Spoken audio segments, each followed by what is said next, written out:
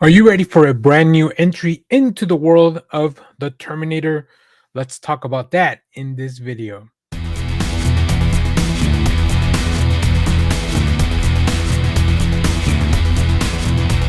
Hey everyone, welcome back to the channel. Today we are talking about the Terminator Metal number 1. This is a brand new series from Dynamite Entertainment that takes us right back into the war-torn future of the Terminator universe. Now, I use that word future lightly. This is written by Declan Shalvey and Rory McConville with art by Lorenzo Re. It is a creative team that has already proven themselves with projects like this time before time, and now they're bringing that same edge, intensity, and to the one of the most iconic sci-fi franchises ever. They worked on the Terminator stuff that has come before this, so I was very excited to see what this new installment would bring. um, Now, where does this kind of fit into the Terminator timeline? We are long past Judgment Day on this one. Humanity's fighting for survival in the ruins of the world. Skynet's machine dominate the landscape, and the resistance is doing whatever it takes to keep going. But here's a bit of a twist on this one. One of the soldiers, one of the allies, is actually a reprogrammed Terminator. Now, that already sets the tone. Can you really trust a machine that was built to wipe you out? That is a thing that kind of consists throughout the issue. This issue drops us right into the thick of it. The human operative, Percy Dalton, has reprogrammed his partner Tex, and they are stranded deep behind enemy lines. Their mission is clear, but their odds of survival are practically zero. Now, from page 1, the pacing of this is fast, the action is relentless, and the tone of it is very grim, as with many Terminator stories. There's no glossy Hollywood sheen here. This is raw, industrial, it feels dangerous. The writing for this, I think, fits perfectly into the lore as we know it. It really respects what I feel makes the Terminator franchise tick. The bleakness, the desperation, the uneasy partnership between man and machine. But as the story unfolds, that question keeps surfacing, right? Can we trust Tex? Has this programming really worked? Could Tex program and reboot at any time, turning him from a protector to an enemy, an executioner? It is a constant ticking clock that I think gives the issue a lot of the paranoia and the just a lot of the stuff that mistrusting the machines, right? Especially if you meet Tex for the first time, you don't know that this is a reprogrammed Terminator. Now, let's talk a little bit about the art. Lorenzo Re's art really drives that tension home beautifully. Everything looks gritty, cold, sterile. The machines are emotionless and terrifying.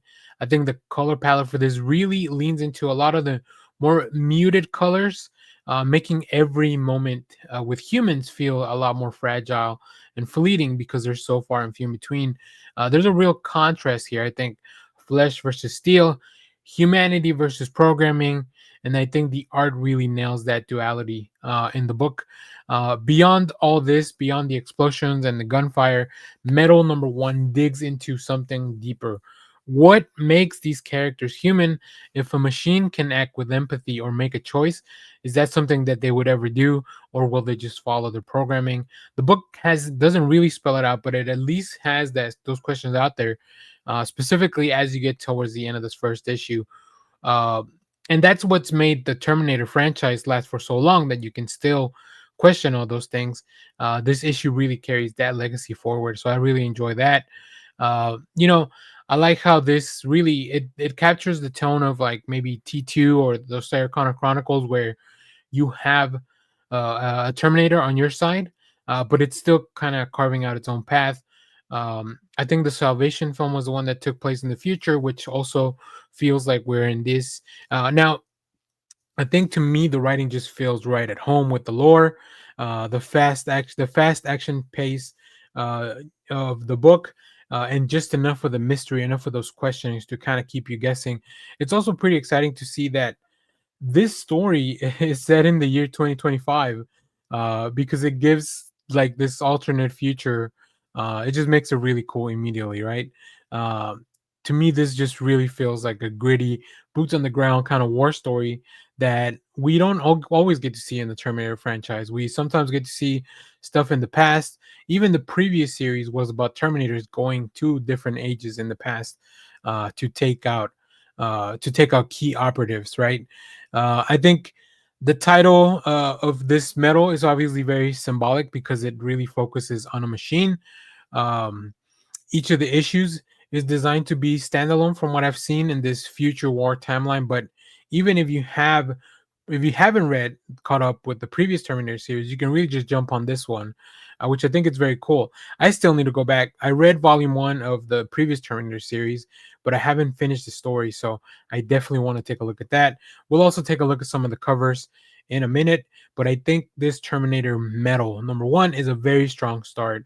It's gritty, it's intense, surprisingly thoughtful, and it just really made me question everything. So let's take a look at some of the variants because it is a Dynamite book, so we know they're going to have a lot of really, really cool variants. Now, the main cover is by Declan Shalvey, one of the co-writers of this. Shalvey, of course, very prolific artist as well.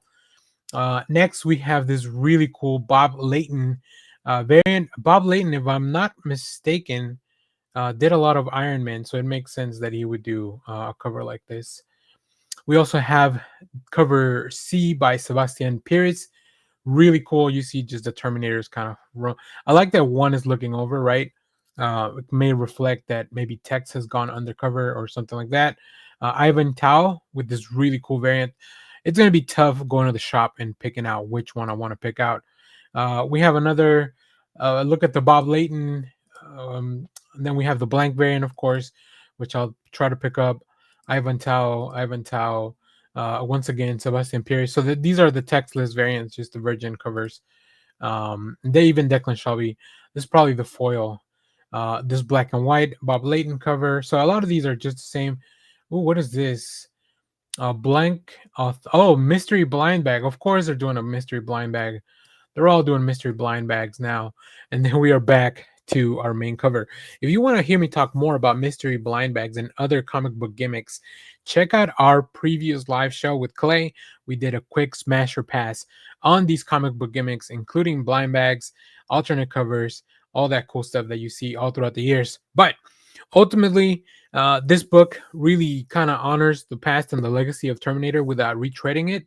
It's really unafraid to ask some of the bigger questions that make this franchise more than just killer robot stories. And I would read stories about killer robots. So on top of that, we get all this other humanity struggle and all these other questions.